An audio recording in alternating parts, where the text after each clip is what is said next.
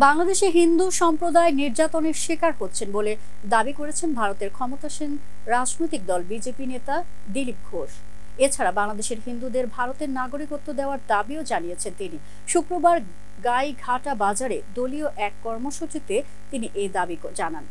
দিলীপ ঘোষ বলেন, বাংলাদেশের হিন্দুরা ভারতে গেলে সিএএ এর মাধ্যমে নাগরিকত্ব দেওয়া হবে।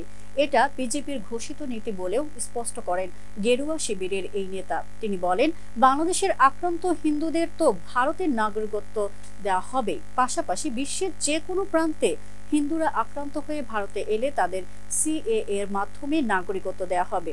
2019 সালে ভারতীয় সংসদে সিএএ অর্থাৎ সংশোধিত নাগরিকত্ব আইন পাশ হয়। সেখানে বলা হয়, পাকিস্তান, আফগানিস্তান কিংবা বাংলাদেশ থেকে ধর্মীয় কারণে অত্যাচারের জেরে ভারতে এলে তাদের ভারতের নাগরিকত্ব দেওয়া হবে।